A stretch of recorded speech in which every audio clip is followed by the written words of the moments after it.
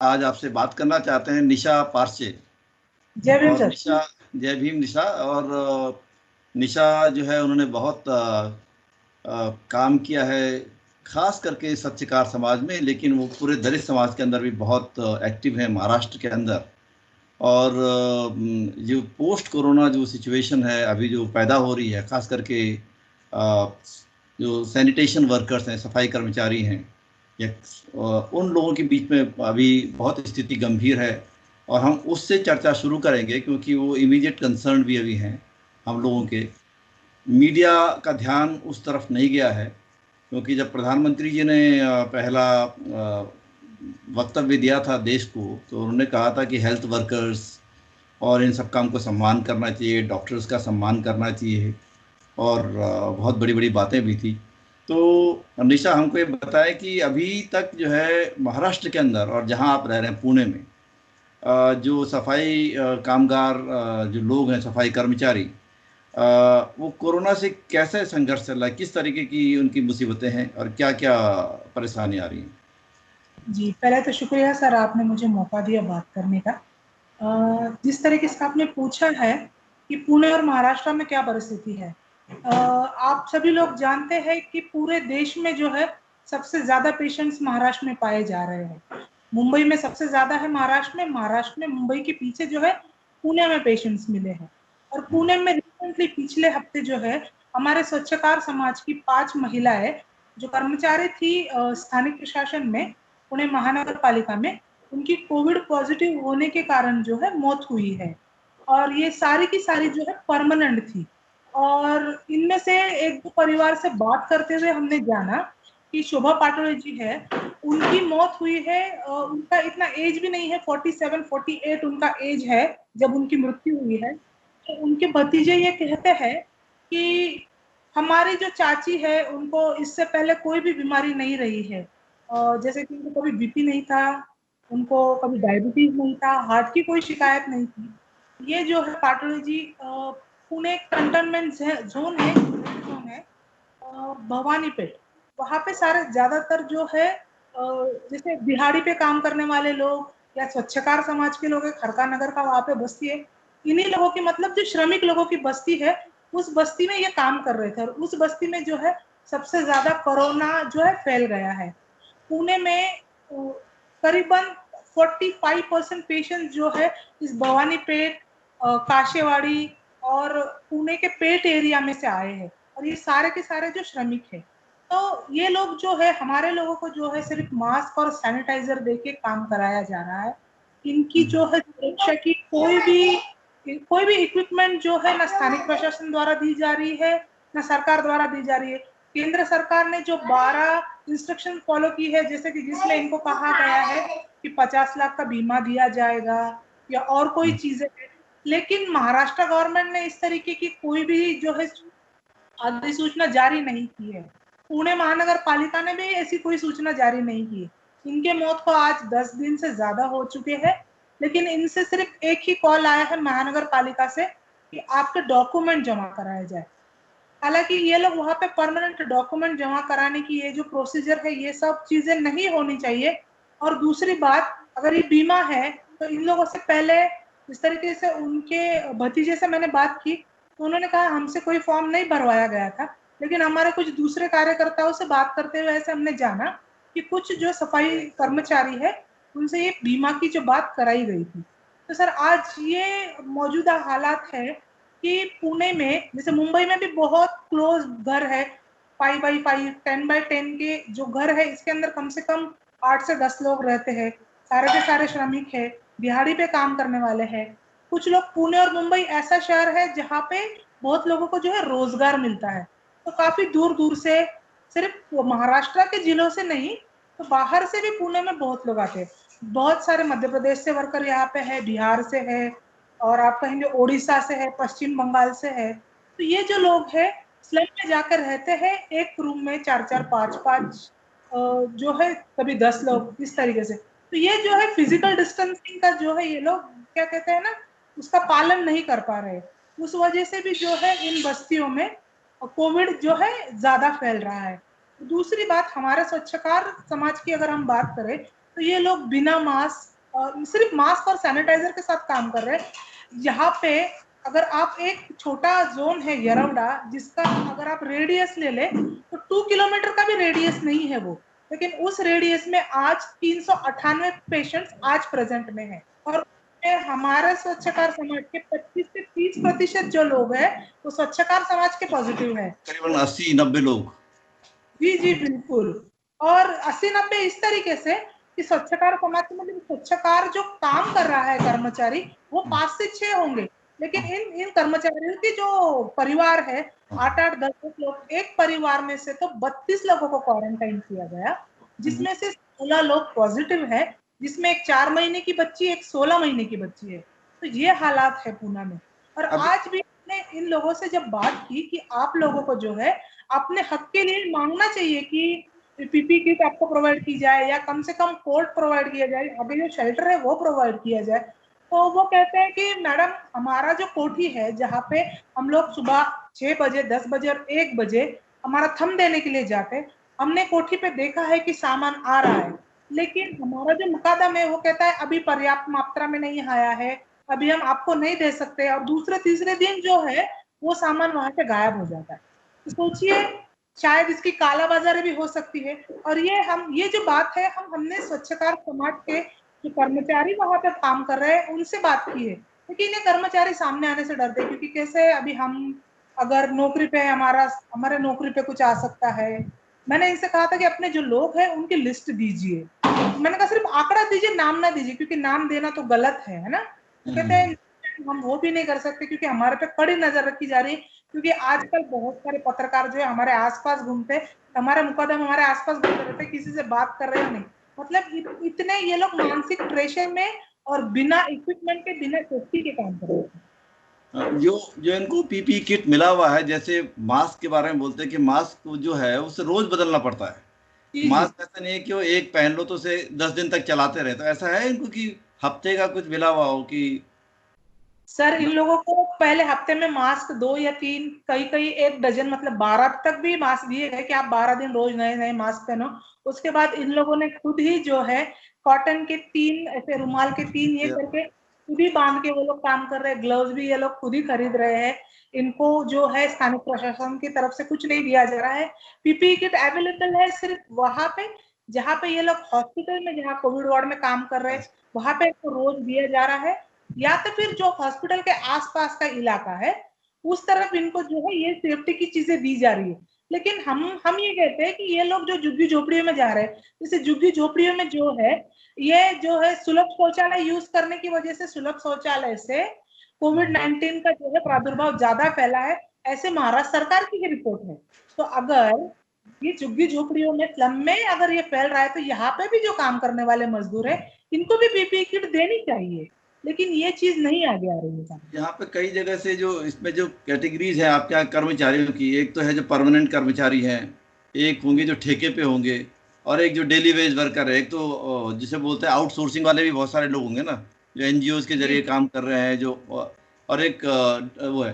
तो क्या इन तीनों में अभी तक ऐसा हुआ है कि कोई छटनी प्रोसेस तो शुरू नहीं हुई महाराष्ट्र के अंदर कि भाई आपकी जरूरत नहीं है, अभी काम कम है या ज़्यादा है, इस प्रकार से? और उनकी उनके कोई इंश्योरेंस सबके लिए क्या क्या इंश्योरेंस है, कितने का इंश्योरेंस है फिलहाल?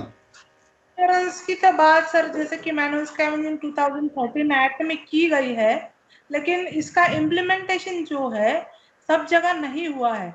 जैसे कि इस एक्ट में कहा गया है कि स्थानिक प्रशासन द्वारा जो है उनकी किस्तें भरी जाए। पुणे महानगर पालिका में शायद ये चीज है, लेकिन हमने जैसे ग्रामीण विभागों में देखा, इवन मुंबई के ठाणे और जैसे जो महानगर पालिकाएं है उनमें भी इस एक्ट की जो है जानकारी वहां के अफसरों को नहीं है।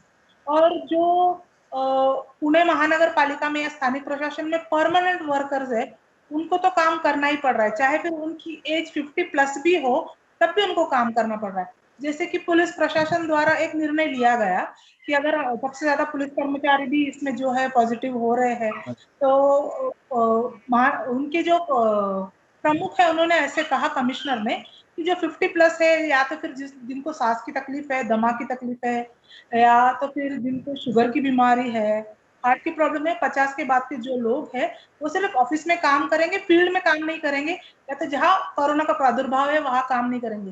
लेकिन इस तरीके की जो कोई भी सूचना हमारे सफाई कर्मचारियों के लिए नहीं की गई है, ये हालात है सर।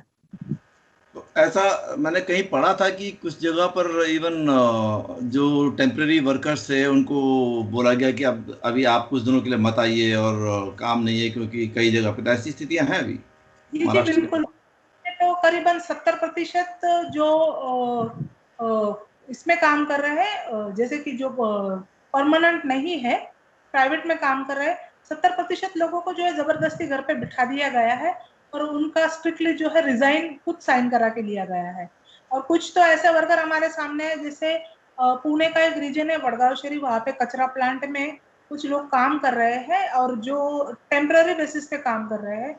जनवरी से मार्च तक उनको पेमेंट नहीं दिया गया, मार्च में लॉकडाउन शुरू हो गया, उसके बाद में इन लोगों की जो है खाने की भी किल्लत होने लगी।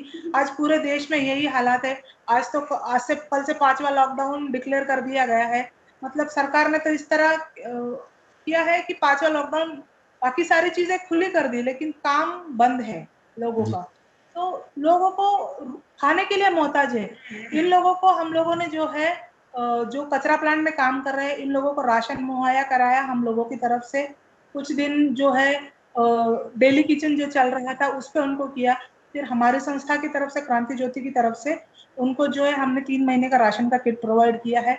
साथ ही साथ उनका जो है यहाँ के महानगर पालिका से बात करके उनका जो है टेस्ट करवाया कोविड का, क्योंकि ये कचरे के कांटेक्ट में आ रहे हैं।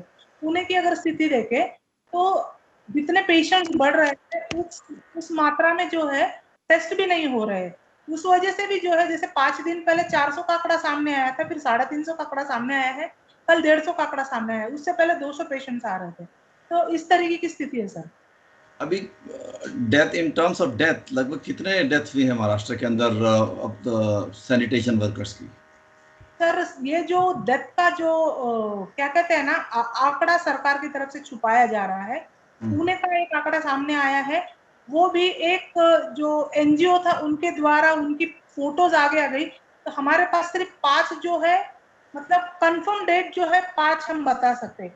बाकी अगर हमने कुछ जो स्वच्छकार समाज के लोग हैं बस्तियों में बात फोन पे, अभी तो जैसे लॉकडाउन है और कंटेनमेंट जोन है उसमें जाने की इजाजत नहीं है, लेकिन उन लोगों से फोन पे कांटेक्ट करते हुए हमने देखा कि भवानीपेट की बस्ती में जो है हरका नगर में हर तीसरे या चौथे घर में स्वच्छकार समाज के लोग रहते हैं। हर 5वें और 6वें घर में जो है परमानेंट वर्कर है। तो हर 10वें घर पॉजिटिव वाह, पेशेंट है सर, ये हाल। वाह। पुणे में, क्योंकि आपका काम पुणे में रहा, पुणे में आपके हिसाब से कितने सफाई मजदूर होंगे अंदाजन? पूरे पूना में हाँ जी। पुणे म्यूनिसिपल कॉर्पोरेशन में काम करने वाले फिर नॉन टेम्पररी भी होंगे, कुछ होंगे, कुछ कुछ एक असेसमेंट है आपका अंदाज? देखा जाए सर तो ये जो आंकड़ा है करीबन 1.5 लाख से ज्यादा जाएगा। 1.5 लाख लोग? क्योंकि पुणे में जो है बड़ी बड़ी अभी आईटी कंपनियां? हब है, दूसरा मॉल्स बड़े बड़े हैं, हॉस्पिटल्स है बहुत ज्यादा पूना में, दूसरा कंपनियां बहुत ज्यादा है पूना के आसपास, एमआईडीसीज है। जी। और में महानगर पालिका जो है बहुत बड़ी महानगर पालिका है, साथ में उसी के साथ में पिंपरी चिंचवड़ महानगर पालिका आती है। फिर जिला परिषद में भी लोग काम करते हैं। उसी के साथ में जो है महाराष्ट्र सरकार का जो क्या कहते हैं हेड ऑफिस पुणे में है। तो इस तरीके से करीबन 1.5 लाख से ज्यादा जो है सफा सबसे स्वच्छकार ज्यादा समाज के लोग हैं। सबसे ज्यादा जो है म्यूनिसिपल कॉर्पोरेशन में होंगे? जी जी बिल्कुल। तो हर जगह जो है वो 3 कैटेगरीज हैं, या कुछ जगह परमानेंट भी हैं, जैसे परमानेंट या टेम्पररी या जो आउटसोर्सिंग के जरिए? जी जी पुणे महानगर पालिका में तो तीनों है सर, अच्छा। परमानेंट भी है, सोर्सिंग वाले भी है, टेम्पररी वाले भी है। और जैसे मॉल है, हॉस्पिटल्स है, इसमें तो जो कॉन्ट्रैक्टर्स होते हैं वो उनको जो चाहिए? बहुत कम पेमेंट में काम में रखते हैं। जैसे कि कल हमारी कुछ 2-3 आयाओं से बात हुई, जो अच्छा। सैनिटाइजर वर्कर है, वो कह रहे थे कि हमने काम 2012-13 में 5,000 महीने से शुरू किया, आज हमारी पेमेंट जो है हाथ में सब कट के 11 से 11,500 तक आती है हमारे पास। इतने कम जो है एजेस में ये लोग काम कर रहे हैं। तो उनका कोई इंश्योरेंस नहीं है, कोई क्या बोलते हैं, मेडिक्लेम नहीं, कुछ भी नहीं, कुछ छुट्टी भी कुछ नहीं, नहीं? कुछ भी नहीं। मतलब बेसिक जो एक लेबर की, एक मजदूर की, या एक कर्मचारी की जो ज़रूरतें होती हैं, छुट्टी भी है और पैसे, इंश्योरेंस भी है, पीपीएफ है, जो भी होता है, ईएसआई है, जो इतनी सारी चीज़ें होती हैं, वो कुछ नहीं मिलता। जी, कुछ जो ठेकेदार है वो जो है पीएफ की उनकी जो है सुविधाएं, क्योंकि उनको उस अगर पीएफ नहीं करवाएंगे तो उनका लाइसेंस कैंसिल हो जाएगा, तो पीएफ जो है वो ठेकेदार दे रहे हैं, लेकिन बाकी की अगर आप छुट्टी लेते हो ना तो छुट्टी पे आपका पैसा कट जाता है इस तरीके से। मतलब आपको महीने में अगर आप 26 दिन काम कर रहे हो और 30 दिन का है तो 4 दिन का आपका पेमेंट कट करके ही आपके हाथ में दिया जाता है इस तरीके से। इतने साल काम करने के बाद ये एक अच्छा आंदोलन क्यों नहीं बन पाया मजबूती के साथ में, जो ये सब सवाल उठा सके? क्योंकि देखिए, सफाई मजदूर बहुत है देश भर के अंदर, हर जगह म्यूनिसिपल कॉरपोरेशन में है, शहर के अंदर हैं, जी जी और ऐसा नहीं है कि उनके नेतृत्व नहीं है, बहुत सारे नेता भी हैं, हर एक पार्टी में है। जी तो बिल्कुल। ये मुद्दा जो है, फिर भी जो है उस तरीके से, क्योंकि जहां पर भी सफाई मजदूर एक हुए तो वहां उन्होंने नाक में दम किया प्रशासन की, अगर इकट्ठा हो गया तो। जी बिल्कुल। ये ऐसा क्यों होता है कि ये सारी चीजें हो रही हैं, प्राइवेटाइजेशन हो गया, कॉन्ट्रैक्ट वर्क हो गया, और ये सारी चीजें हो रही हैं, और वो कुछ कर नहीं पा रहे हैं? क्या कारण लगता है? सर जैसे कि आपने कहा कि हमारे पास नेता बहुत सारे हैं, नेतृत्व करने बहुत सारे हैं। हमारे यहाँ पे दिक्कत ही यही है कि कार्यकर्ता बहुत कम है और नेता बहुत ज्यादा है इस समाज में। दूसरी, अगर हम ग्रास रूट की बात देखें, अगर हम जमीनी हकीकत देखें इन लोगों की, तो ये लोग जो है ज्यादातर लोग दिहाड़ी पे काम करने वाले हैं। इस समाज में 80% महिलाएं आज भी सफाई के पेशे से जुड़ी हुई है। तो और यहाँ इस अगर हम गांव की तरफ देखें, अगर हम थोड़ी देर जो है शहरों को थोड़ा बाजू रखें, अगर गांव की तरफ हमने हालात देखे हैं कि जो घर की औरत है वो सफाई पेशे से जुड़ी है, वो घर से बाहर काम करने के लिए जा रही है, घर का जो आदमी है वो चौपाल पे बैठ के पत्ते टूक रहा है या तो हुक्का खींच रहा है, उसको बेचारी को कमा के भी लाना है, घर भी देखना है, बच्चों को भी देखना है, ये हालात है।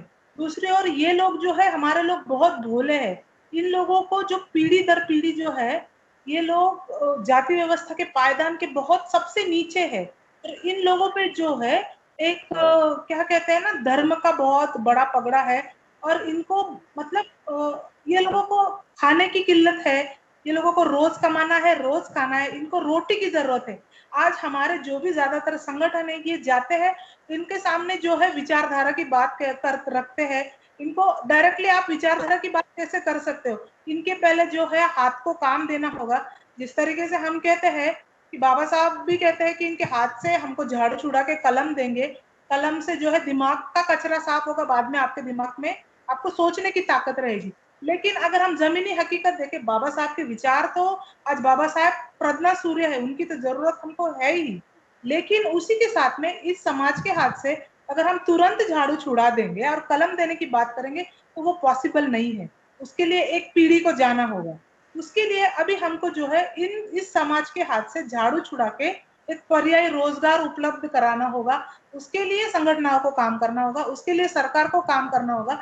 लेकिन सरकार देखेंगे तो इस तबके की ओर, पहले भी ये लोग सीवर में 3 दिन में एक हमारा भाई मर रहा था, आज कोविड में बिना सेफ्टी के मर रहा है। ये लोग जिए मरे, इससे सरकार को कोई लेना देना नहीं है सर।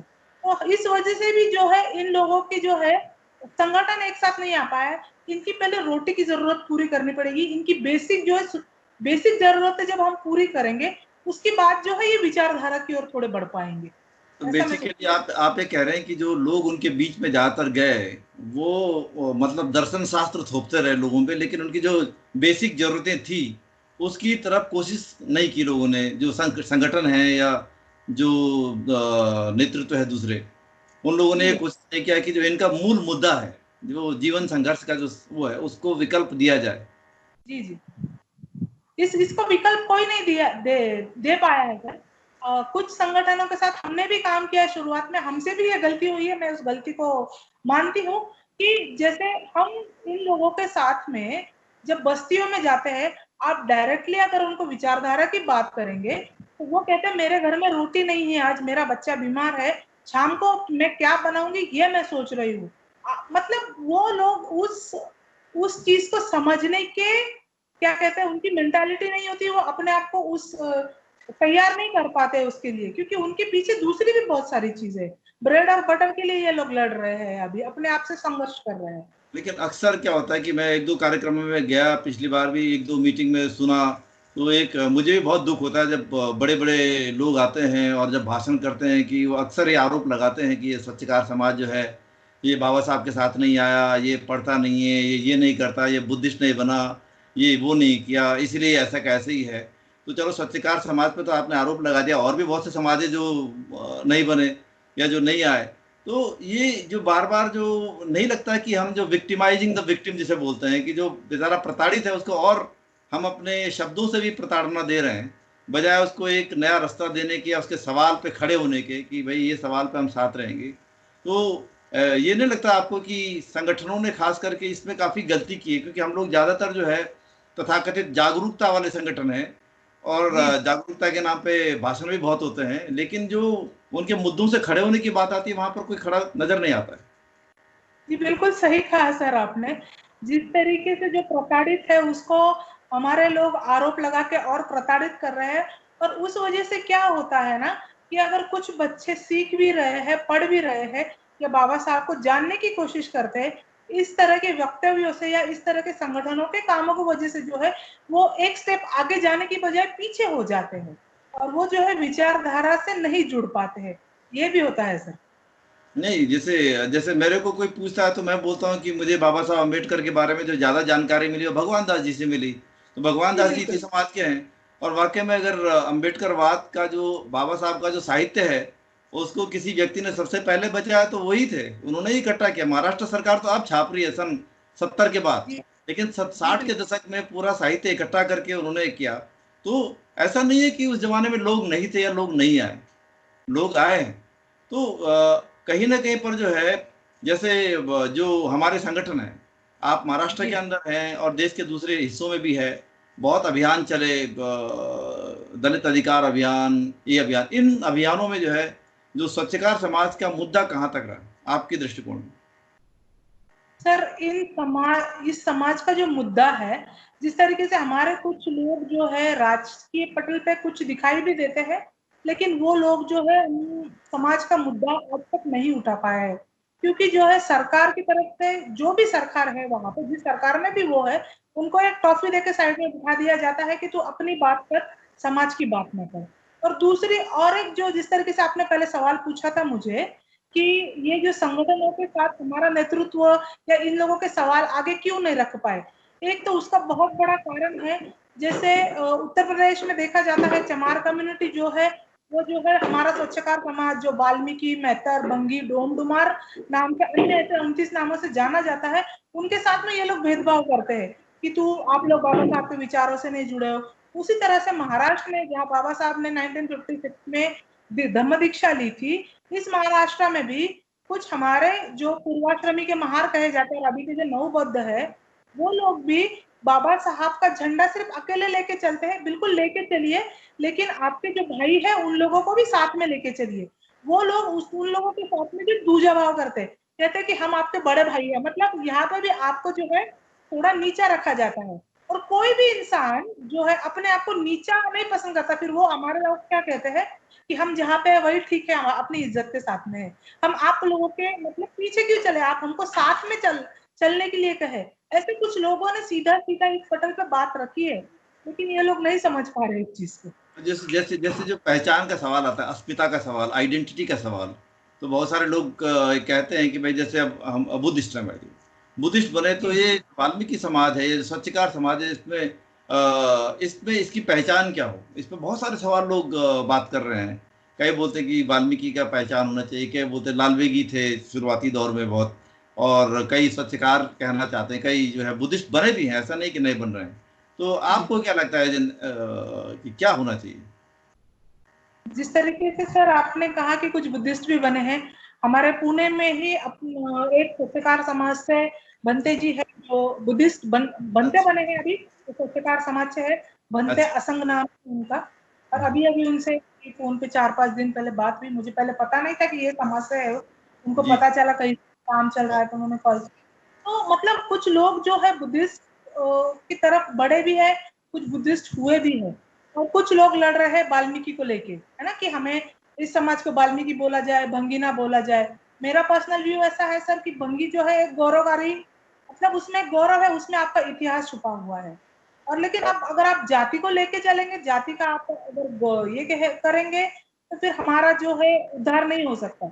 उसको अगर हम किसी किसी नाम से, क्योंकि हम 29 अलग अलग नामों से पूरे देश में जाने जाते हैं। अगर हम, कोई कहेगा कि लालबेगी का ही झंडा आगे करो, कोई कहेगा वाल्मीकि का ही झंडा आगे करो। कोई वाल्मीकि से हमारा कोई द्वेष नहीं है, वाल्मीकि जी बहुत अच्छे कवि थे, आद्य कवि कह के हम उनका आदर भी करते हैं, लेकिन हमारे समाज से उनका कोई लेना देना नहीं है। इस तरीके की भी जो है, क्या कहते हैं ना, ये छिड़ जाती है, जंग छिड़ जाती है, तो फिर बहुत उसमें बड़ी फिर जंग है। हम, जी, उसमें हम डिवाइड हो जाते हैं। तो उस तरीके से, जैसे मैंने आपका भी एक इंटरव्यू सुना है कि इनको जो है, अगर हम स्वच्छकार के नाम से अगर जोड़ दे, तो पूरे देश में इसमें किसी को कोई दिक्कत भी नहीं होगी, क्योंकि ये लोग इसी पेशे से जुड़े हुए हैं। हाँ, किसी की और अगर, पहचान पे हम झगड़ा ना करें, वो जो मान रहा है धीरे धीरे करके अपना आप लोग बदलते हैं। लेकिन अगर जी जी बोलते हैं कि भाई तुम मिसले नहीं हो, कि तुमने ये माना तो उसको मत मानो, तो ये करो, तो इससे थोड़ा सा संकट जो है वो आजकल, क्योंकि ये देश तो बहुत विविध है भाई, कई जगह जो है। अब हम तो अभी तो यहाँ पूरी चर्चा नॉर्थ इंडिया की है। अगर साउथ जी में जाएंगे तो एक कम्युनिटी अरुंधतियार है, और जी जी अरुंधतियार तमिलनाडु में है। और वहीं के जी लोग जो बोलते हैं कि वहाँ की जो बड़ी कम्युनिटी हमारे साथ नहीं आते हैं। तो ये सवाल है। तो इसलिए अगर इसको इकट्ठा होना, तो सबको एक साथ, ये जो उनका सवाल है, जो मानवाधिकार का सवाल है, मेरे को तो जी मानवाधिकार के सवाल पे जब हम जुड़ते हैं, तो किसी से ये नहीं बोलते कि तू मेरे साथ आएगा या नहीं आएगा, या तूने मेरे कहना माना या नहीं माना, बल्कि मेरी संवेदना आपके साथ होनी चाहिए कि मैं तुम्हारे साथ खड़ा हूँ। जी बिल्कुल। क्योंकि आप किसी को ये नहीं बोलते कि मैं तेरे साथ तब आऊंगा जब तू मेरे हिसाब से बदल जाएगा। जी जी, वही वही मैंने कहा ना सर, ये लोग जंग छेड़ देते हैं और फिर ये लोग डिवाइड हो जाते हैं। हमको जो है, हम, हमारे साथ में जो प्रताड़ना हो रही है, हमारे हमारे समाज के साथ जो दिक्कतें आ रही है, उन दिक्कतों का प्रश्न अगर हम आगे लेके सब साथ में चले, तो हम इसके ऊपर कुछ काम कर सकते हैं, इसको कुछ हम सॉल्यूशन निकाल सकते हैं। इन लोगों ने जो है, जो अपने अपने ही कुछ जो पढ़े लिखे लोग हैं, इन लोगों ने इस तरीके से जंग छेड़ दी है ना, कि सब अलग अलग हो गए हैं। और इस तरीके से तो फिर बहुत दिक्कत आएगी साथ में आने के लिए हमको। जो जो महाराष्ट्र के अंदर तो आप रह रहे हैं, देश भर में भी आंकड़े हैं। जो नौकरियां हैं, या जो सफाई पेशे के अलावा, मतलब सफाई पेशे के अलावा जो है नॉर्मल जो है, जो जॉब्स हैं सरकार में, उसमें कितना स्वच्छकार समाज है? मतलब जैसे सिविल सर्विसेज से लेके, और अगर ऊपर से नीचे कैटेगरी के, आपको क्या लगता है कितना, 0.01% होगा, 1% है? बिल्कुल बिल्कुल, 001% होगा सर, उससे ज्यादा नहीं होगा। पुणे मतलब जैसे कोई पुणे में आईएएस ऑफिसर, कोई यूनिवर्सिटी में टीचर्स, कॉलेज में टीचर्स, कोई इंजीनियर्स, ऐसे कितने आ रहे हैं? कम है, बहुत कम है सर, बहुत कम। 1% होगा, बहुत कम। जैसे कि कुछ फैमिलीज है जो पढ़ी लिखी है, लेकिन वो कहते हैं ना, उंगलियों पे गिननी जितनी फैमिलीज है। हाँ। जैसे कि हमारे माता जी की फैमिली है, उनके परिवार में जो है 4 पीढ़ी से किसी ने झाड़ू नहीं उठाया है। हमारे जो नाना जी है, वो भी पुलिस में थे। उनके बड़े बड़े भाई साहब हमारे पूरे इंडिया में पहले आईएएस ऑफिसर हुए, भैया साहब सोलंकी जी। मेरे अच्छा। दादाजी जो, और मेरे परदादा जी भी जो थे, वो भी आर्मड कोर में काम किया है उन्होंने। और जो, क्या कहते हैं ना, मिलिट्री में जो दलितों के लिए सबसे ऊंची पोस्ट हुआ करती थी, उस पोस्ट पे उन्होंने काम किया। तो ओह। मेरे परिवार में झाड़ू किसी ने नहीं उठाया था, हम्म। लेकिन दुर्भाग्यवश मेरे पिताजी जो है, उनको झाड़ू का काम करना पड़ा। वो अरे। जब छोटे थे स्कूल में, तो हम्म। एक 5-6 साल का बच्चा सुबह प्रार्थना के लिए स्कूल में खड़ा है। एक पांडे नामक जो शिक्षक है उनका, दूर कुत्ता जो है गंदा कर देता है। ये जगदीश नाम का लड़का सबसे पीछे खड़ा है, पांडे कहता है जा जग्गू पाकिस्तान साफ करिया। तो इस ओह। तरीके का डिस्क्रिमिनेशन अच्छा। उन्होंने, तो हमारे पिताजी ने हमेशा, हम हमेशा जो है बस्ती से अलग रहे, लेकिन उन्होंने हमारी जो समाज की हकीकत या सच्चाई है, उससे हम्म। हमको कभी दूर नहीं रखा। ये हम्म। हमारी समाज की सच्चाई है। तो आपके माता तो जी भी अधिकारी, रिटायर भी? जी जी जी बिल्कुल, मेरे मम्मी जो है ऑफिस सुपरिटेंडेंट रिटायर हुए हैं, मेरे डैडी भी ऑफिस सुपरिटेंडेंट रिटायर हुए हैं। मेरे अच्छा। डैड ने जीडी आर्ट में डिप्लोमा किया था अभिनय कॉलेज से। अच्छा। और उन्होंने वो करने से पहले, वो जो है रेलवे में टेम्पररी बेसिस पे सैनिटाइजर का ही काम किया करते थे। वो अच्छा। करते करते उन्होंने कॉलेज कंप्लीट किया है। अच्छा। अच्छा। अच्छा, बहुत अच्छा। तो आपका परिवार तो पूरा एक मॉडल, एक रोल मॉडल है पूरे इलाके में। तो जो आपने क्या पढ़ाई किया है? आपने जो इस मूवमेंट में आने से पहले आपकी क्या स्टडीज रही हैं? इस मूवमेंट में आने से पहले सर मैकेनिकल डिप्लोमा के लिए एडमिशन लिया है। मैकेनिकल डिप्लोमा के बाद मैंने जो है सोशियोलॉजी में बीए किया है और उसी छोटे-छोटे काफ़ी कोर्सेज किए हैं। अच्छा अच्छा अच्छा, तो अभी अभी पढ़ाई जारी है या अभी जी आप? जी, पीएचडी करना चाहती हूँ और पीएचडी का सब्जेक्ट जो है हमारे स्वच्छकार समाज को लेके ही करना चाहती हूँ, हाँ उसके हाँ। लिए कोशिश जारी है।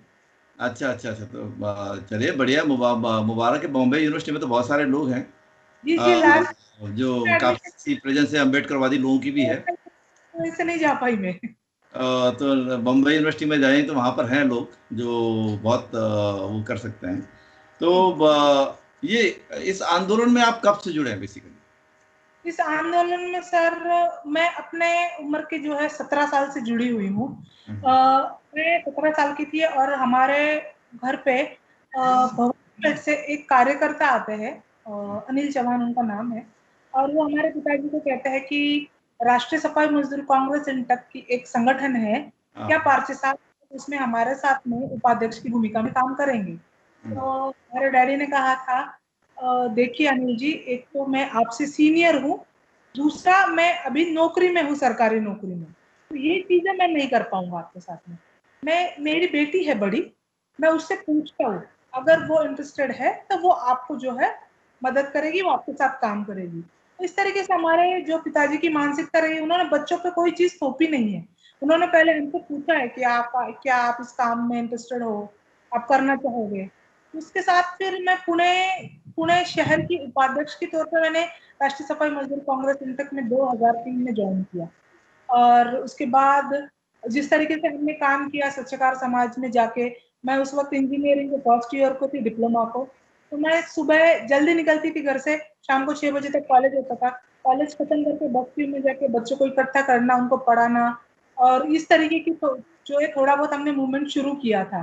तो बस्तियों में भी काफी दिक्कतें आई, लोग कहते थे आ जाती है हमारे बच्चों को पढ़ाने, इसको कुछ काम नहीं है, बेकार है। तो कुछ औरतें झाड़ू लेके भी पीछे पड़ी है मेरे कि नहीं, बच्चों का खेलने का टाइम खराब कर देती है, इनको इकट्ठा लेके बैठ जाती है, इस तरीके से।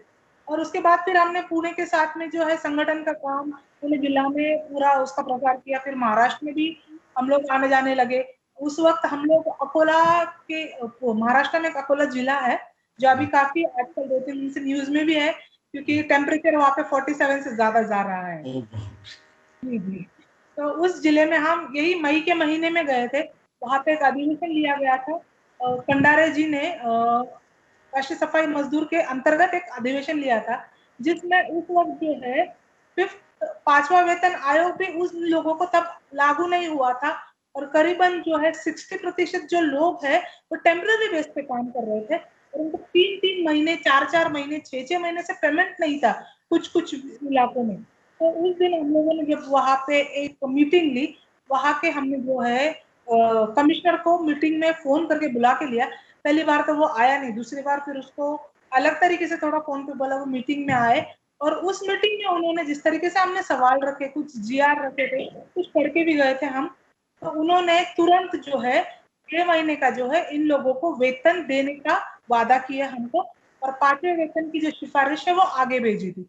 तो इस तरीके से हमने काम करना शुरू किया। उसके बाद में 1 साल में जो है मुझे पुणे जिला का अध्यक्ष बना दिया गया था। उसी वक्त मैं इंजीनियरिंग को सेकंड ईयर को थी, और हमारे कॉलेज की जो प्रिंसिपल थी वो गोरे गोरे थी, ब्राह्मण, उसको मुझसे बहुत चिढ़ थी कि एक दलित समुदाय की लड़की है, रोज पेपर में नाम आता है उसका, और लीडरशिप कर रही है, तो उसको बहुत तकलीफ होती थी। उसने ऑफिस में बुलाकर बहुत बार जो है इंसल्ट की है, मतलब अपमान किया है, और उस वक्त क्योंकि डिस्क्रिमिनेशन हमने कभी नहीं झेला था, हमारे पिताजी ने, माताजी ने झेला था, तो उस वक्त ये समझ ही नहीं आता था कि ये हमारे साथ डिस्क्रिमिनेशन कर रही है, जबकि हम लीडरशिप कर रहे थे। तो मतलब जब आप बाहर निकलते हो तो कुछ चीजें आपको जो साथ में कुछ वक्त जाना पड़ता है वो सीखने के लिए। एग्जाम में मेरा नाम जो है ब्लैक लिस्ट में डाल दिया था उन्होंने कि जो है दलित समुदाय से और आगे जा रही है। मेरा ड्राइंग थोड़ा-सा वीक हो सकता है, मैं मानती हूँ, लेकिन बाकी कोई चीज़ों में, क्योंकि अगर मैं वर्कशॉप में काम करती थी, तो एक जॉब जो दूसरे लड़कों को भी करने के लिए 1.5 घंटे का टाइम लगता था, तो 45 मिनट्स में अपना जॉब तैयार करके दूसरे लड़के का जॉब बना के दे देती थी। उस वर्कशॉप के भी उसमें उन्होंने मुझे फेल किया था। तो मैंने 2 साल कोशिश की कि मैं डिप्लोमा कंप्लीट कर पाऊँ, लेकिन ब्लैक लिस्ट में होने की वजह से मेरा जो है पेपर पास नहीं करते थे, ये हकीकत है सर। उसके बाद में फिर मैंने जो यहाँ पे तिलक महाराष्ट्र यूनिवर्सिटी है, उसमें ग्रेजुएशन के लिए एडमिशन लिया और वहां पे पढ़ाई पूरी की। इस अच्छा। तरीके से मैं ग्रेजुएट हुई हूँ। मुझे उन्होंने आज तक भी जो है फाइनल ईयर का डिप्लोमा का सर्टिफिकेट नहीं दिया है। इसी कारण जो है लास्ट ईयर 30 में मेरा एमए के लिए एडमिशन हो चुका था, लेकिन एक कारण की वजह से उन्होंने मुझे एडमिशन नहीं दिया, जबकि मैंने 30 वालों को भी यही कहा कि मैंने डिग्री की है, डिग्री सर्टिफिकेट है मेरे पास। इसी अच्छा। कारण से उन्होंने थोड़ा सा मुझे दिक्कत कर दी इस बारे में। जी ओहो। सर। अच्छा। तो जो आपने एक पॉइंट रखा था कि जो सैलरीज मिलती है म्यूनिसिपल कॉरपोरेशन में हर जगह, जो देश भर में एक ट्रेंड था पिछले कुछ सालों तक, कि जब सफाई कर्मचारियों को जो है कभी भी उनका बैकलॉग 4-4 महीने, 5-5 महीने, 6-6 महीने का रहता था, जी तनख्वाहें जी मिलती रहती है हमेशा से। ये क्या अभी ऐसा ही है ट्रेंड या बदल गया महाराष्ट्र के अंदर? सर, मैं आपका सवाल नहीं समझ पाई, फिर से पूछेंगे आप? मैं पूछ रहा हूँ कि जो जो काम करने वाले लोग हैं म्यूनिसिपैलिटीज में, जैसे देश भर में हम कहते हैं ना कि ये एक पहले बहुत ये कहानियां आती थी कि भाई जैसे लोगों को 6-6 महीने की तनख्वाह नहीं मिलती थी, जी जी जी। हमेशा हर महीने 4 महीने का पुराना, मतलब जैसे इस महीने तनख्वाह मिल रही तो पता चला कि 6 महीने पहले की मिल रही है। तो जी ये क्या महाराष्ट्र में है अभी? जी बिल्कुल सर, आज भी यही यही स्थिति है महाराष्ट्र में।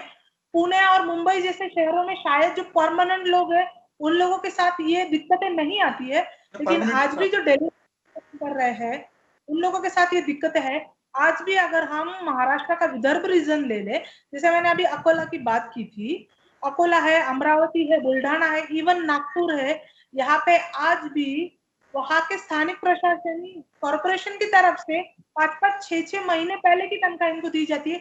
6-6 महीने की तनख्वाह आज भी इनकी जो है पेंडिंग में होती है, और ये लोग आज भी जो है इस कोविड की महामारी में बिना पेमेंट के काम कर रहे हैं। और कुछ जो इसी समाज के भी कुछ लोग हैं जो कहते हैं ना कि इनके पास पैसा है, ये 20 4 आना ब्याज पे, 20 पैसा ब्याज पे, 30 पैसा ब्याज पे इन लोगों को पैसा देते। 6 महीने के बाद जब इनकी तनख्वाह आती है, पूरी की पूरी तनख्वाह जो है जिसने इनको पैसा दिया है वो उठा के ले जाते, तो जी। फिर ये लोग रोटी के मोहताज हो जाते हैं सर। आज इनके परिवारों में मुझे बोलते हुए बहुत दुख होता है। कुछ परिवार ऐसे है ना कि 6 महीना ये लोग 2 वक्त का खाना खाते हैं और 6 महीने सिर्फ एक ही वक्त का खाना मिल पाता है। कई कई बार तो दिन में 2 दिन में एक बार खाना खाते हैं ये लोग। ये जो है बस्तियों की हालत है स्वच्छकार समाज की। तो मतलब ये है कि आज से 2-3-4 महीने बाद स्थिति ज्यादा गंभीर होने वाली है। जी सर, अभी बहुत ज्यादा गंभीर है। कल ही मुझे कुछ स्वच्छकार समाज के लोगों से फोन आया जो कि मतलब डेली वेजेस पे काम कर रहे हैं, दिहाड़ी पे काम करने वाले लोग हैं, जो बड़े बड़ी सोसाइटीज है उनमें जाते हैं। अभी सोसाइटीज के सारे दरवाजे बंद कर दिए गए हैं।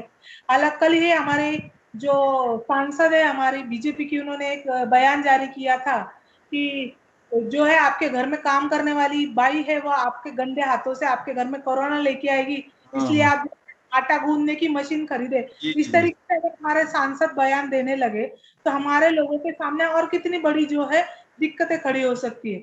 आज जो है सारी सोसाइटियां बंद है इस वजह से। और ये लोग जो है ना, एक घर में 4 लोग अगर सोसाइटी में, अगर पुणे जैसे शहर की बात करें, 4 सोसाइटी में एक परिवार से 4 लोग काम करने के लिए जा रहे हैं, तो करीबन 15 से 20 हजार, 25 हजार भी इनको पेमेंट मिल जाता है, क्योंकि वो लोग जो है घर के हिसाब से पैसा लेते हैं। हमारे कुछ लोग हैं वो पहले जो है करीबन 4-4 लोग, 5-5 लोग अपने परिवार से, बेटी भी काम कर रही है, बेटा भी काम कर रहा है, बहू भी काम कर रही है, जो माँ बाप है वो भी सारे लोग काम कर रहे हैं, तो घर चलता था। और ये लोग जो है मेहनत कश लोग है तो खाना अच्छा खाते हैं। आज ये हाँ हालात बिल्कुल। आज ये आज ये हालत है सर कि सरकार की तरफ से 5 किलो गेहूं, 3 किलो गेहूं और 2 किलो चावल एक इंसान के पीछे राशन कार्ड पे मिल रहे हैं। और ये जो स्वच्छकार समाज के लोग हैं ज्यादातर जो है माइग्रेटेड है बाहर से, बाहर के स्टेट से आए हैं, कुछ गुजरात से आए हुए हैं, कुछ राजस्थान से आए हुए हैं, कुछ दिल्ली से है, हरियाणा से है, पंजाब से है, अलग अलग रीजन से जो है महाराष्ट्र में ये लोग आए हुए हैं। तो कईयों के पास तो रेशन कार्ड भी नहीं है, क्योंकि कैसा है इनका रेशन कार्ड पे कभी पल्ले नहीं पड़ा। ये लोग जो है रोज कमा के खाते थे, तो इन सब चीजों के लिए उन्होंने कभी ध्यान भी नहीं दिया। आज ये हालत है कि पूरे देश में ही अगर हम देखें तो जो क्या कहते हैं ना मिडिल क्लास है या लोअर मिडिल क्लास है, आज उनके खुद के घर भी है, सर पे छत है, लेकिन कमाई का कोई जरिया नहीं है। आज लॉकडाउन का 3 महीने से ऊपर होने को है, तो ये लोग भी जो है राशन की लाइन में लगे हुए दिखाई दे रहे हैं। तो जो लोगों के पास राशन कार्ड ही नहीं है, जो दिहाड़ी पे काम कर रहे हैं, इनके तो भूखे मरने की जो हालात है। आज हम मानव मुक्ति संग्राम के साथ में क्रांति ज्योति की संस्था के साथ काम कर रहे हैं। पुणे में क्रांति के पास हमारे पास 1 रुपया फंड ना होते हुए, पर आज की डेट में कल तक हमने 538 परिवारों को जो है 2 महीने का पूरा राशन दिया है, वो भी दानदाताओं की मदद से। जो हमारे कुछ मित्र परिवार है, इनकी मदद से जो है हमने इन लोगों को दिया है। लेकिन अच्छा। हमारी भी कुछ लिमिटेशन है, क्योंकि जो थे वो भी आज क्या कह रहे हैं कि हमारा 50% जो है पेमेंट कट कर दिया गया है, या तो फिर कुछ हमारे जो है होटल के लाइन में जो हमारे कुछ मित्र थे, उन्होंने जो है हमको कहा कि मेरा तो होटल अभी नहीं चल रहा है, इनकम नहीं है, लेकिन होटल में जो पड़ा राइस है, जो भी अनाज है, वो ले जाओ। मतलब जो 160 170 रुपए किलो का जो अनाज था, वो उन्होंने दे दिया, क्योंकि वो भी हतबल थे। वो कहते थे पैसे के रूप में हम आपकी मदद नहीं कर हाँ, सकते। अगर जो काइंड में करेंगे। मतलब जिसके पास होटल है, जिसके पास नौकरी है, अगर वो अगर अनाज के लिए मोहताज है, तो जो दिहाड़ी पे काम कर रहा है, वो तो रोते हुए आते हैं। कुछ लोग हमारे ऑफिस पे इस तरीके से भी आए हैं कि हमने उनको पूछा, राशन कार्ड नहीं, आपके पास राशन पे कुछ नहीं मिला?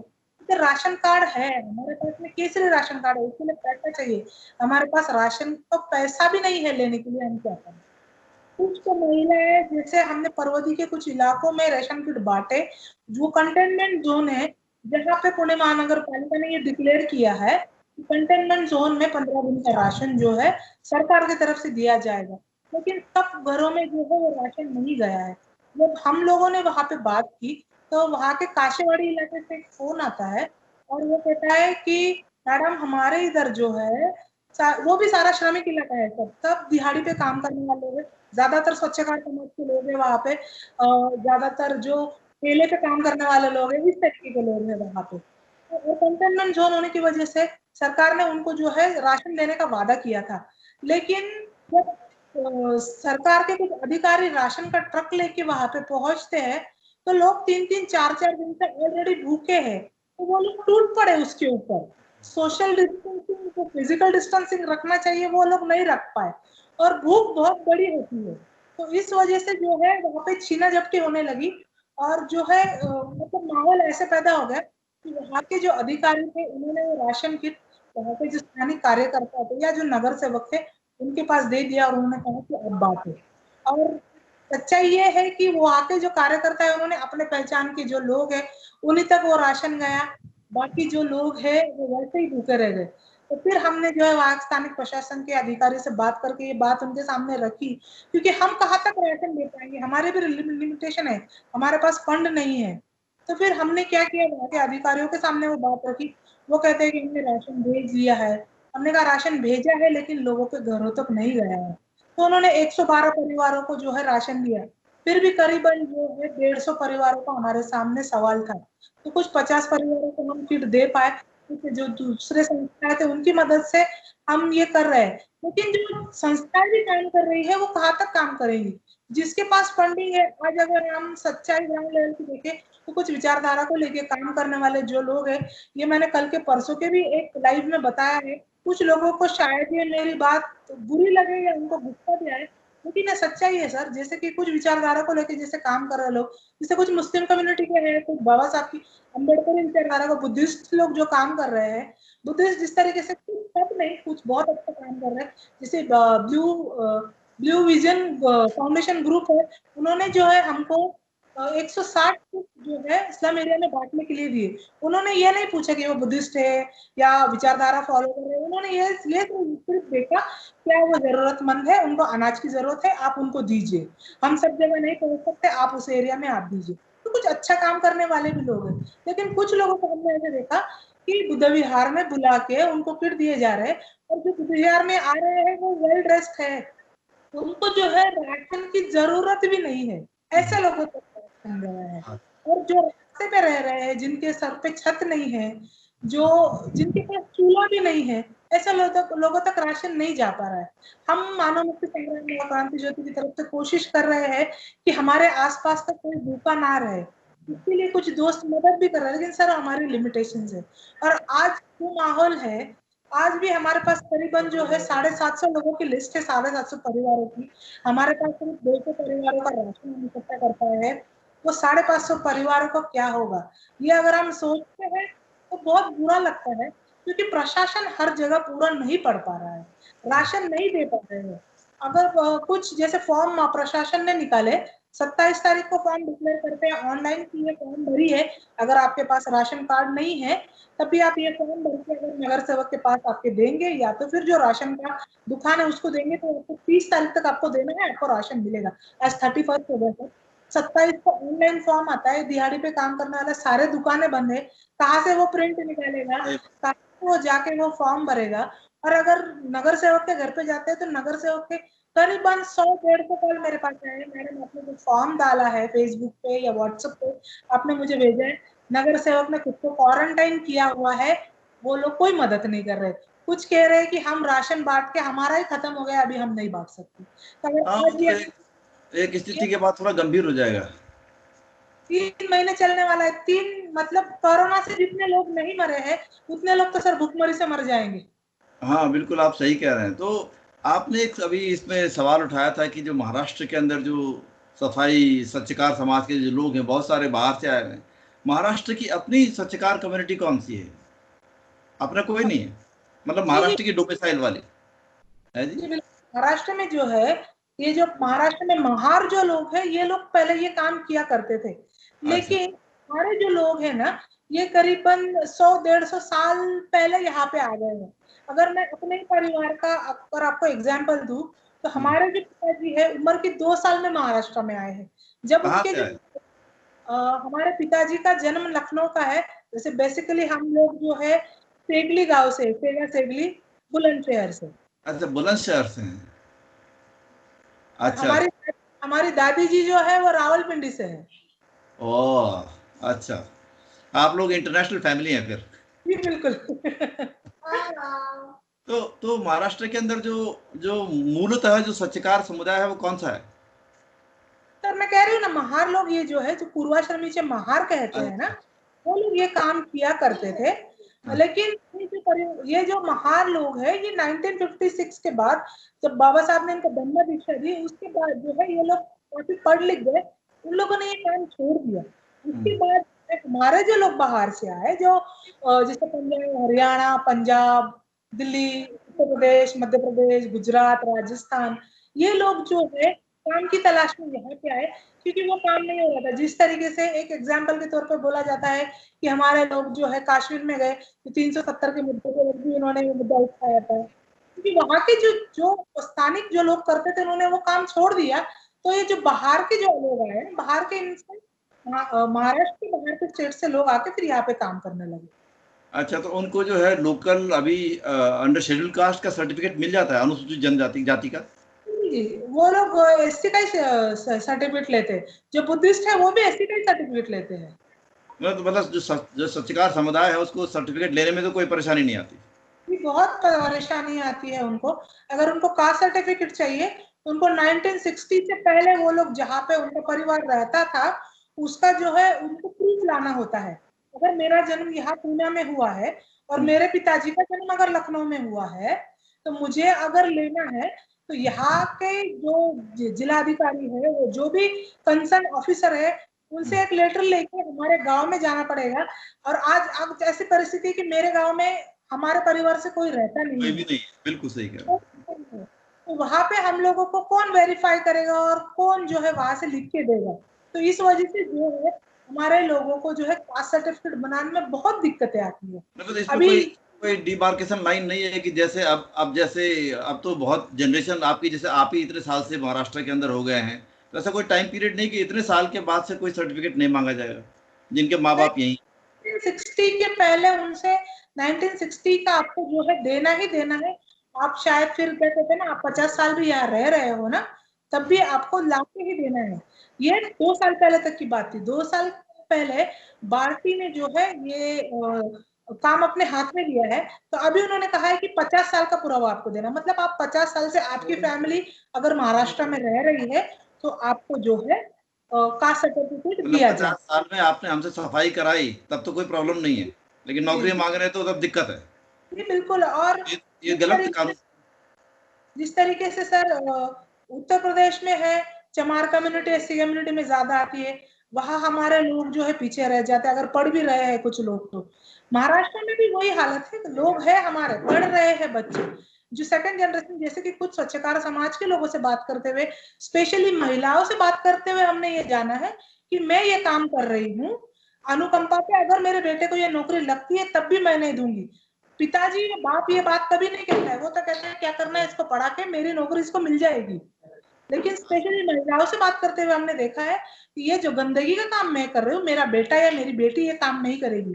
आज हमारे समाज में जो पढ़ाई का रेशो बढ़ रहा है, लेकिन जैसे हमको है कास्ट सर्टिफिकेट की जो है, मतलब उसके अंदर हमको परेशानी होती है, उस परेशानी में से ये लोग कम पढ़े लिखे हैं, ये लोग थक जाते हैं। अभी तक कोई महाराष्ट्र के अंदर जो हमारे अम्बेडकर या संगठन है, या जो आपके आपके जो खास करके सफाई मजदूरों के जो संगठन हैं, उन लोगों ने इस सिलसिले में कोई पिटिशन या कोई सरकार के साथ कोई बातचीत नहीं की? क्योंकि ये 50 साल का मांगने का मतलब क्या होता है? जब आपके माँ बाप यहाँ पर 20 साल से काम कर रहे हैं तो 50 साल का कौन लाइसेंस कहाँ से लाएगा? जी जी मतलब सही आप अगर 10 साल अपने गांव में नहीं जाते, मैं अपने गांव में नहीं गया, तो मेरा तो 10 साल में भी डाटा गायब हो जाएगा। तो जी जी 50 साल कहाँ से लाएगा? जी बिल्कुल सर। जैसे कि आज अगर हम प्रेजेंट कंटेस्ट में देखें तो महाराष्ट्र में जो है सफाई मजदूर आयोग है, और सफाई मजदूर आयोग जो है, उस आयोग का जो अध्यक्ष होता है ना, उसकी क्या कहते हैं ना, उसकी हैसियत जो है ना, वो जो मंत्रालय में जो सिपाही होता है ना, सिपाही, उसके जितनी भी नहीं है। और हाँ, ये उसके लोग पावर नहीं, आयोग लाल बत्ती वाले आयोग है ना केवल। लाल बत्ती वाले आयोग है, और इनकी औकात जो है ना, जो मंत्रालय में बैठा हुआ जो चपरासी है ना, उतनी भी नहीं है। ये लोग अपनी आवाज नहीं उठा सकते।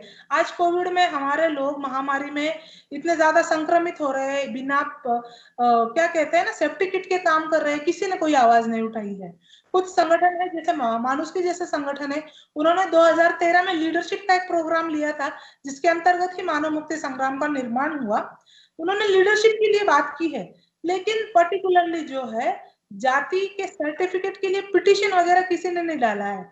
लोग जो है सरकार की तरफ क्या कहते हैं ना, वो एक लेटर भेजते रहते हैं कि हमारी जो है ये जो शर्त है उसको शिथिल कर दी जाए, हमको यहाँ का सर्टिफिकेट दिया जाए। और आज देखिए जिस तरीके से हम अगर कहते हैं हमारे लोगों को हाथ से झाड़ू छुड़ा के अगर इनके हाथ में दूसरा रोजगार भी देना है, तो यहाँ पे महात्मा फुले महामंडल है, महात्मा फुले महामंडल के अंतर्गत हमारे लोगों को एनएसकेडीसी की तरफ से जो कर्जा दिया जाता था, वो भी कर्जा आज करीबन 7 से 8 साल से एक भी इंसान को नहीं दिया गया है। तो हम इनकी जो है रिहेबिलिटेशन की बात सरकार कर ही नहीं रही है। अगर सरकार इनके लिए कुछ ही नहीं करेगी तो ये लोग इससे बाहर कैसे आएंगे? ये तो और मलमूत्र में दबते ही रहेंगे। इनकी ना सरकार सूद ले रहा है, इतने जो लोग मर रहे हैं इनकी ना मीडिया सूद ले रहा है, ना ही जो हमारे जो कुकुर मुत्ते की तरह जो उगते नेता है, वो लोग भी आज लाड़ पाके समिति और इनको जो है स्वच्छता समाज को ही ये काम मिलना चाहिए, इसके लिए लड़ रहे हैं। इनकी लड़ाई उन्नति ये के कि लिए कोई हम नहीं लड़ अच्छे से रहा है। कर सकते हैं काम। जी जी जी मतलब इस बात की लड़ाई है कि हम इसके विशेषज्ञ हैं। जी, मतलब ये काम हमारे हक का है, इस तरीके से लड़ रहे हैं। हमारी मानसिकता इस तरीके से होनी चाहिए, ठीक है ये हमारी रोजी रोटी है, लेकिन इसको पर्यायी व्यवस्था भी हमको निर्माण करने की हमारी जो है सोच होनी चाहिए। हमारे बच्चों को किस तरीके से पढ़ाया जाए इसकी सोच होनी चाहिए। अभी महाराष्ट्र में 2 सफाई मजदूरों के बच्चों के स्कूल खोले थे, जिसमें से एक स्कूल बंद हो गया। मैं उसको वेलकम करती हूँ, बंद हो गया, क्योंकि कैसे है कि हम अगर बच्चों को अलग डालेंगे तो फिर सोसाइटी में फिर ये लोग जो है हमारा अलग ही तबका, फिर पहले बिल्कुल, गांव कुमार बिल्कुल। बंगी खतर मांग मार ये होते थे। हाँ, आप बहुत सही कह रहे हैं। ये बिल्कुल बात सही है, क्योंकि क्या है कि ये एक ट्रैप होता है जब सरकार बोलती है ना कि हम वाल्मीकि लोगों के लिए एक अलग स्कूल खोल देंगे, यानी कि एक किनारे पे कहीं गांव के एक स्कूल खोल देंगे और वहाँ एक सरस्वती शिशु मंदिर का टीचर आ जाएगा, और बस जी वो उससे ज़्यादा नहीं पढ़ा पाएगा, या अपने ही समुदाय का कोई टीचर रख देंगे। क्योंकि जी स्कूलों तो ऐसी जरूरत है, जो हम लोग बात कर रहे हैं, जो कई बार मेरे को पूछा गया तो मैंने एक ही बात बोली कि भाई जैसे नवोदय विद्यालय है, जी उस पे रिजर्व करिए, तो रिजर्वेशन बहुत जरूरी है, विद इन रिजर्वेशन इस जी सवाल जी को करके कम से कम कि ताकि जो है गैर सफाई पेशे में लोग आए और स्कूलों में, अच्छी स्कूलों में उनकी भर्ती हो, जब बच्चा शुरू से नहीं आएगा तो यूनिवर्सिटी लेवल में कहाँ उम्मीद करेंगे आने की? तो उसको तो शुरू से लाना पड़ेगा ना, हमको उनको हॉस्टल्स बनाने पड़ेंगे और अच्छे स्कूलों में एकोमोडेट करना पड़ेगा, नवोदय विद्यालय जैसे सेंट्रल स्कूल में। तो इसमें जो है कम से कम जो स्वच्छकार समाज के बच्चे हैं, डोम समाज के बच्चे हैं, या जो इस प्रकार के बिल्कुल ही हाशिए पे हैं, अभी भी जो छुआछूत का शिकार होते हैं, विद इन कम्युनिटीज भी होते हैं, मतलब आउटसाइड तो होते ही होते हैं, मतलब ब्राह्मण ठाकुर बनियों का तो होता ही होता है, वो तो दलितों का है। भी और पिछड़ों का भी उस पर वही बॉसिंग होती है। उनके लिए तो कुछ आवश्यकता पड़ी है कि अलग से उनको रेजिडेंशियल स्कूल खोले, और सरकार का एजेंडा होना चाहिए, अगर कम से कम 10 साल का एजेंडा लगा के चले। बिल्कुल सर, होना ही चाहिए। क्योंकि जो है आज हमारे कम्युनिटी में, स्वच्छकार समाज की कम्युनिटी में, अगर हम पूरे देश का डाटा देखें तो 2016 का द हिंदू पेपर का एक डेट मुझे याद नहीं सर, उसके अंदर एक आया था कि हमारे जो स्वच्छकार समाज है 5th से 8th स्टैंडर्ड के बीच में ड्रॉप आउट बहुत ज्यादा है। जी, और उसके बहुत ज्यादा। रीजन ये है कि माँ सफाई का काम कर रही है, पिताजी भी सफाई का काम कर रहे हैं, बच्चों की ओर ध्यान देने के लिए कोई नहीं है। बस्तियों में हालात है कि अगर माँ काम पे जा रही है तो पिताजी बैठ के पत्ते कूट रहे हैं, और बच्चों पे कोई ध्यान नहीं दे रहा है, तो उन पे उस तरीके का संस्कार नहीं हो पा रहे। दूसरा, डिस्क्रिमिनेशन आज भी इतना ज्यादा है। शहरों में अगर इतना ज्यादा है तो सोचिए गांव में क्या स्थिति होगी। शहरों में भी आज भी जिस तरीके से हम जाते हैं, बच्चों के मुंह से हमने अभी क्रांति ज्योति की तरफ से हम जो है, ये हमारा 9th ईयर है, हम SC ST OBC माइनॉरिटीज की जो बच्चियां है 7th से 9th स्टैंडर्ड की, उनका जो है हम एक स्कॉलरशिप टेस्ट लेते हैं, जिसके अंतर्गत महानायक और महानायिकाओं की जो जानकारी है उन तक जा पाए। उसी के साथ में उनका स्कूली सिलेबस भी उसमें ऐड करते हैं, और जो करंट अफेयर है वो भी उसमें ऐड करते हैं कि बच्चे किस तरीके से बोल पाते हैं। और उनको हर स्कूल में से, हर पहले तो हम एक स्कूल में से हर डिवीजन में से 2 बच्चियों को चुना करते थे और उनको जो है स्कॉलरशिप दिया करते थे। लेकिन हमने देखा इन सालों में, पिछले सालों में, कि बच्चियों में प्रतिभा बहुत है, लेकिन उनको थोड़ा सा जो है ट्रेनिंग की जरूरत है। वो बोलना चाहती है लेकिन वो जो है ना व्यक्त नहीं हो पाती किस तरीके से बोला जाए। तो हमने थोड़ा सा हमारा सिलेबस उस तरीके से थोड़ा डिजाइन किया, और हमने अभी ऐसे राइटिंग पे जो है सिलेबस किया, जैसे कि मैं जिलाधिकारी बनना चाहती हूँ। मैं जिलाधिकारी बन जाऊं तो मैं क्या करूंगी, अगर मैं जिलाधिकारी बनती हूँ जी तो मैं जी। क्या करूंगी, राष्ट्रमाता जी जाऊं, इस तरीके के हमने सवाल रखे। दूसरे, हमने कुछ ऐसे रखे कि विज्ञान युग की मैं लड़की, है ना, विज्ञान युग की लड़की। और जो पुराने, जो ये पुराने क्या कहते हैं ना, अगर मराठी में विज्ञान युगातील मी, तो उसका मतलब होता है विज्ञान युग की मैं। उसको कंपैरिजन करना है कि अगर आज मैं पढ़ लिख भी गई हूँ, फिर भी मैं पाखंड को ढो रही हूँ, मैं बिंदी लगाती हूँ, मंगलसूत्र ढोती हूँ, घर का जो सारा मतलब जो है ना, पितृसत्ताक ने जो मुझे दिया है वो मैं ढो रही हूँ और मैं खुश हूँ, गुलाम अपनी गुलामी में खुश है। तो कुछ लड़कियों ने उसको विद्रोह करके लिखा है कि ये गलत है, ये नहीं होना चाहिए। मेरे घर में खाना जो है मुझे खिलाया जाता है, मेरे भाई को ताजा खाना खिलाया जाता है, ये बच्चियों ने बोला है। कुछ बच्चियों ने तो इतनी, हमारे स्वच्छकार समाज की कुछ बच्चियां हैं खड़की कैंटोनमेंट बोर्ड की, उन्होंने तो इतना मतलब क्या कहते हैं, घरगुती हिंसा के कुछ प्रकार इस तरीके से उन्होंने डिस्क्राइब किए ना सर, कि वो पेपर पढ़े नहीं जा रहे थे, आंखों में आंसू आ रहे थे, इतनी बुरी तरीके से, मतलब सच्चाई लिखी है उन लोगों ने कि हमारे परिवारों में क्या होता है। और अभी तो लॉकडाउन में कुछ दिन शराब के ठेके बंद कर दिए थे सरकार ने, अभी तो खोल दिए। अभी तो इतने कॉल आते हैं कि घरगुती हिंसा बहुत बढ़ गई है, बहुत ज्यादा। तो ये मतलब ये हालात जो है सर। घरों की हिंसा भी बढ़ गई है, महिला ज्यादा इसका शिकार हो रही हैं। अब मैं ये पूछना चाहता हूँ कि जैसे स्वच्छकार समाज के लिए जो है 2-3 प्रकार के रिस्पॉन्सेज की हम बात करें कि एक जी। तरफ हम सोचते हैं कि सरकार को क्या करना चाहिए, दूसरी तरफ समाज को क्या करना चाहिए, संगठनों को क्या करना चाहिए। मेरे को आप इस पे 3 या 4 रिस्पॉन्सेज बताएं कि सरकार से क्या एक्सपेक्टेशन आपकी है, पहले। सरकार से तो एक्सपेक्टेशन ये है सर कि इनके रिहेबिलिटेशन के लिए काम करना चाहिए, इनकी शिक्षा की तरफ इन लोगों ने काम करना चाहिए। प्रेजेंट कंटेक्स्ट में देखें तो अभी जो है कोविड वॉरियर्स जो स्वच्छकार समाज के लोग हैं, ये इस महामारी में सबसे आगे फ्रंट लाइन पे खड़े हैं। ये लोग झुग्गी झोपड़ियों में जाके काम कर रहे हैं, जहाँ सबसे ज्यादा कोरोना का प्रादुर्भाव है उस स्लम एरिया में जाके काम कर रहे हैं। तो इनकी स्वास्थ्य की जो जिम्मेदारी है वो स्थानिक प्रशासन ने, राज्य सरकार ने, केंद्र सरकार ने लेनी चाहिए। इनको जो है सेफ्टी के सारे इक्विपमेंट्स दिए जाने चाहिए। उसके अलावा जो है इनके, ये छोटे छोटे घरों में रहते हैं, है ना, इनके घरों का जो प्रश्न है उस पे सरकार ने जो है काम करना चाहिए। आज इनकी तीन तीन चार चार पीढ़ी काम कर रही है, लेकिन आज भी ये लोग जो है किराए के घरों में या स्लम में रहते हैं। तो इसके लिए भी सरकार ने कदम उठाने चाहिए।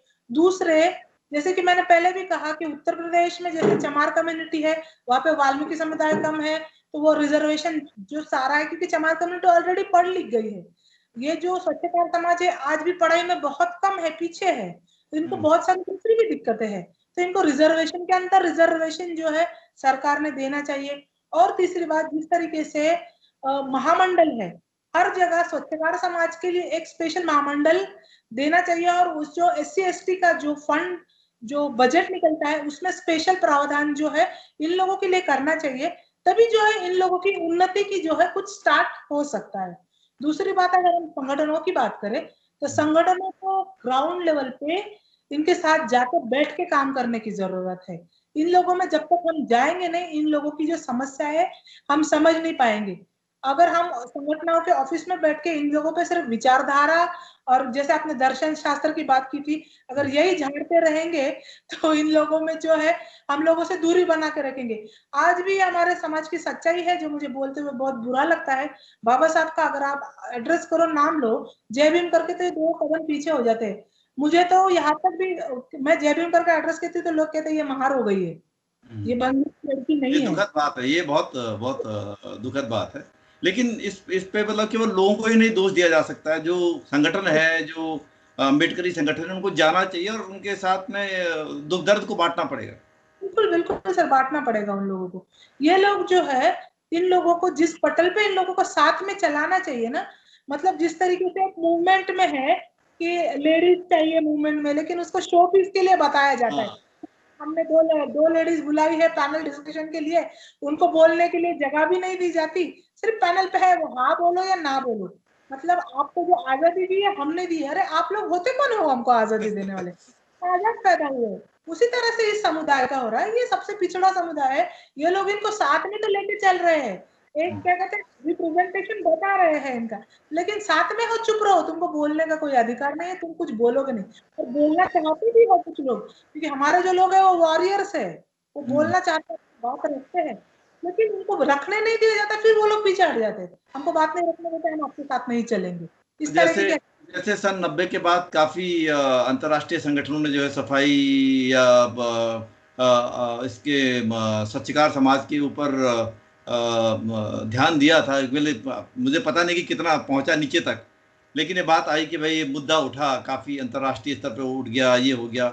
लेकिन अगर आप 90 से लेकर के और अभी तक का असेसमेंट करेंगे तो कहाँ नजर आता है? सर मैं हम तो जब से, मतलब हमारा 94 का हमारा दौर से, जब से हमने देखा है, 2003 से मैं काम करना शुरू मैंने किया है। और उसके बाद में अगर मैं करीबन 18-20, आज 17-18 साल हो गए, 17-18 साल में जो है इन लोगों की मानसिकता में ग्राउंड लेवल पे कोई बदलाव नहीं है सर। ये लोग आज भी जो है त्योहारों पे, जैसे महाराष्ट्र जैसे कुछ शहरों में गोगा देवती उत्सव होता है, नॉर्थ में माता के उत्सव होते हैं, वहां पे केवाड़ क्या कहते हैं उसको, कावड़ लेके निकलते हैं ये हाँ। लोग। ये लोग जो है इसी इसी में आजकल आज तक जो है धसे हुए हैं। इनको ऊपर लाने की जो कोशिश इंटरनेशनल लेवल पे जिस तरीके से मुद्दा उठा है, ग्राउंड लेवल पे इन लोगों तक कोई क्या कहते हैं ना वो चीज पहुंची नहीं है, मदद पहुंची नहीं है, विचारधारा भी नहीं पहुंची है। विचारधारा से मेरा मतलब है कि इनको साथ में किस तरीके से लेके चला जाए ना, ये लोग नहीं करते। ये लोग अलग तरीके से काम कर रहे हैं, वो जो मेरे कि ख्याल से ऐसा ऐसा ऐसा ऐसा लगता है कि जैसे जो अभियान छेड़े गए वो मूलतः जो थे वैचारिक थे कि भाई मलमूत्र छोड़ दो, ये खराब होता है, पैसा खराब है, इसको छोड़ो, अच्छे बनो, आगे बढ़ो। ये लोग सब बोलते हैं ना, बढ़िया निकलिए, आईएएस बनिए, पीसीएस बनिए। जी लेकिन जी जो बने कैसे उसका कोई अरेंजमेंट नहीं है। सर, कैसे है ना, आपको स्टेप बाय स्टेप जाना है। अभी 93 में भंगी मुक्ति कर दी, इनके हाथ में जो काम था वो भी इन्होंने छीन लिया। जी। मतलब जो परमानेंट काम कर रहे थे वो भी काम हाँ जी, छीन हाँ। लिया। इन लोगों को जो है प्राइवेटाइजेशन हो गया, प्राइवेट में काम करना पड़ रहा है। जो अच्छी तनख्वाह में काम कर रहे थे, शायद अगर तभी भंगी हाँ, मुक्ति नहीं होती तो एक पीढ़ी शायद वो पढ़ा के आज हमारे सही। कुछ प्रतिशत बच्चे IAS IPS हो पाते थे। तभी बिल्कुल। उन्होंने एक जो 1 2 3 स्टेप था, बीच में का स्टेप ही निकाल दिया, तो ऊपर के स्टेप पे लोग जाए कैसे? जी बिल्कुल। जी और जो जो जो मुद्दा था, मतलब जैसे आर्थिक जो सवाल है कि उनको जी विकल्प क्या मिले, उनके शिक्षा का और रोजगार का, उस पे ज्यादा लोगों ने उठाया नहीं उनको। नहीं सर, बिल्कुल नहीं उठाया गया है मुद्दा। ज्यादातर जो है हमारे तरफ जो है खासगीकरण, प्राइवेटाइजेशन हुआ है 1993 के भंगी मुक्ति के बाद में। उसके बाद का अगर हम 2013 का मैनुअल स्कैवेंजिंग एक्ट देखें तो उसके अंदर भी इनके रिहेबिलिटेशन की कोई बात नहीं हुई है। तो वो जो 2013 का भी जो मैनुअल स्कैवेंजिंग एक्ट है, हमारे लोगों को इसमें से कुछ क्या कहते हैं ना फायदा हो पाएगा ऐसा नहीं दिखाई देता है। असल इसकी में क्या होता है, उस पे एक चीज जो मैं बोलना भी चाहता हूँ, जो आपने कहा कि 2013 के, बात यह कि हमारे देश की सरकारों की और हमारे देश के नेताओं की कोई बहुत इच्छा नहीं है कि ये खत्म हो जाए। जी बिल्कुल। और उसमें क्या हुआ है कि सरकार के पास आज तक एक प्रॉपर डेटा नहीं है कि देश के अंदर कितना स्वच्छकार समाज का लोग है जो इस पे है। तो कई जी म्यूनिसपैलिटीज क्या है कि म्यूनिसपैलिटीज बहुत चालाकी करते हैं, वो जी डेटा को छिपाते हैं, जैसे कोरोना में छिपा रहे हैं, वैसी हर चीज में उनको झूठ बोलने की आदत है। जो जी जी सरकारी जी प्रशासन है, अगर 500 लोग होंगे तो 5 बताएंगे, क्योंकि फिर बजट 5 ही के हिसाब से बनेगा। जी और जी फिर बिल्कुल। बजट जब बनता है तो सरकार बोलेगी कि भाई हमारे देश में 500 सफाई मजदूर है, हमने 500 के लिए जो है ये बजट रख दिया, खत्म हो गया। जी जी तो ये जो पूरा चालाकी का जो पूरा वो है, इस पे आपको क्या लगता है कि जो हमारे जो सफाई कर्मचारियों के जो संगठन है, और जो उनके चाहे एनजीओज हों नाम से चल रहे, या जो उनके ट्रेड यूनियंस हैं, उनको क्या करना चाहिए? सर, जिस तरीके से अगर हम संगठनों की बात करें तो 2013 का मैनुअल स्कैवेंजिंग एक्ट आया सितंबर में 2013 में। तो 18 सितंबर 2013 को जो है राष्ट्रपति ने उस पर साइन की है, 19 तारीख को उसका गजट आया है। उसके बाद में एक फॉर्म निकला था जिसके अंतर्गत सर्वे करने कहा गया था कि अगर आप मल मूत्र के डायरेक्ट कांटेक्ट में आते हो तो फॉर्म भर के दिया जाए, आपको 40,000 रुपए दिए जाएंगे।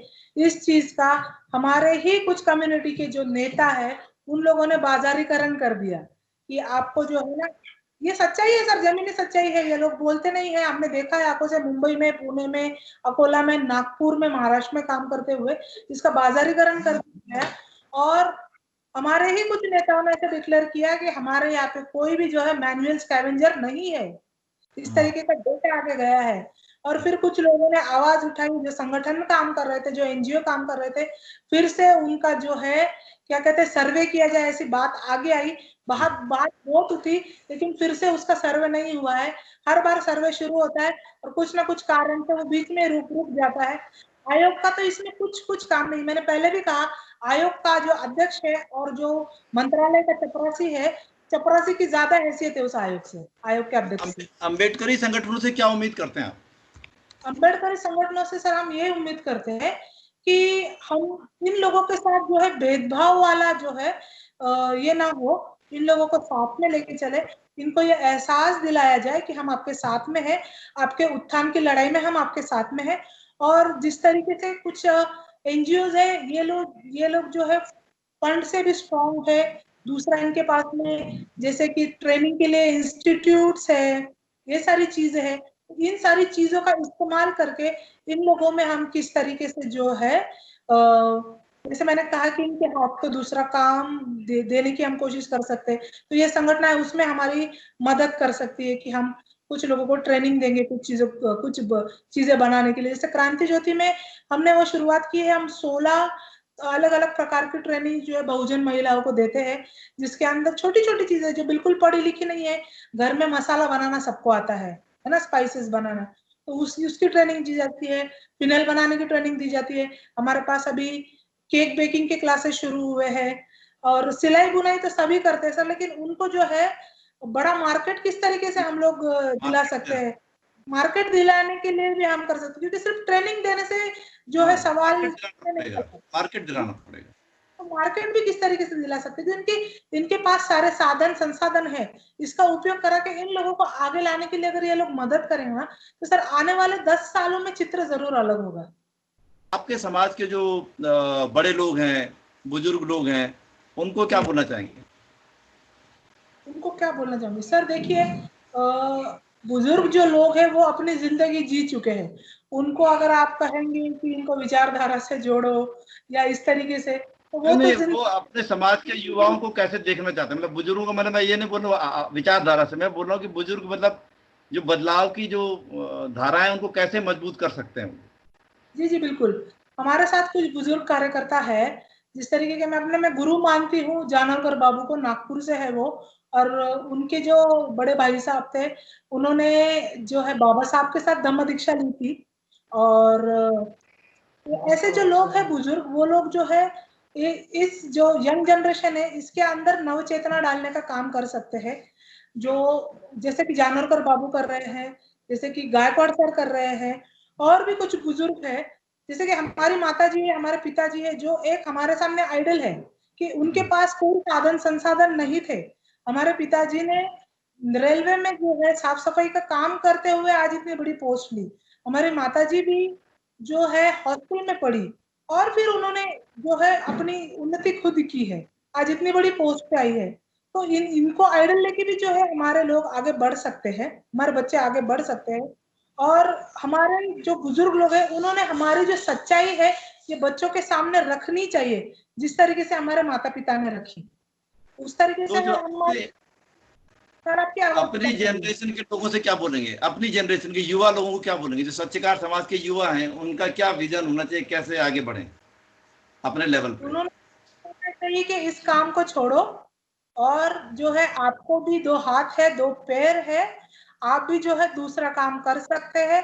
अपने अंदर की अस्मिता को जगाओ, क्योंकि कैसा है ना कि एक इंसान जब सीवर में से काम करके बाहर आता है तो उसके पास कुत्ता भी बैठना पसंद नहीं करता, फिर चाहे वो 25,000 क्यों नहीं पगार ले रहा हो। तो अगर आप कुर्सी पे बैठ के 20,000 भी पगार लेते हो तो आपकी एक अस्मिता है, आपकी एक गरिमा है, आपका एक क्या कहता है ओहदा होता है। और आजकल ओहदे को सलाम करते हैं लोग, तो इसीलिए ये काम छोड़ के जो है आपको शिक्षा की ओर अग्रसर होना चाहिए। चलिए निशा, बहुत बहुत धन्यवाद आपका। आपने बड़े विस्तार से बात की और मुझे उम्मीद है कि ये जो आपसे बातचीत हुई है इतनी विस्तार से, इसको लोग सुनेंगे और कुछ सीखेंगे। मतलब आपने जो संघर्ष किया है वो संघर्ष को भी मैं सलाम करता हूँ, क्योंकि आपने मैंने उस चीज़ पे ज़्यादा चर्चा भी नहीं की, लेकिन आपने बहुत संघर्ष अपने आप में, अपने आप से संघर्ष करके, और इतने बाहर निकलना जाना लगातार, तो वो एक बहुत बड़ी बात है। और इसलिए मैं चाहता था कि विस्तार से बात हो ताकि दुनिया को पता चले, और उम्मीद करते हैं कि जो भी लोग इस वीडियो को देखेंगे, एक तो जो सच्चकार समाज के प्रश्न है, जो कोविड के प्रश्न है, उन पे भी उनकी समझदारी विकसित होगी। और हम उम्मीद करते हैं कि जो लोग अम्बेडकरवादी संगठन, विशेषकर उनसे मेरी बहुत अनुरोध है, क्योंकि अब वो महाराष्ट्र के अंदर तो काफ़ी बड़े हो चुके हैं, वो इस समाज की ओर भी ध्यान दें और इसको साथ लेके चलेंगे तो एक बहुत बड़ा बदलाव भारत के अंदर आएगा। तो बहुत बहुत धन्यवाद और शुभकामनाएं। जय भीम। जय भीम सर, बहुत बहुत शुक्रिया, आपने मुझे बात करने का मौका दिया, आपसे बात करके बहुत अच्छा लगा। कुछ बहुत मुहिम मुद्दों पे हमने चर्चा की, और शायद जिस तरीके से हमने चर्चा की अगर लोग सुनेंगे और उस पर अगर इम्प्लीमेंट करते हैं जिस तरीके से आपने कुछ बातें बताई, तो शायद आने वाले 10 सालों में जो है कुछ बदलाव आ सकेगा। Thank you sir. जय भीम, जय भीम।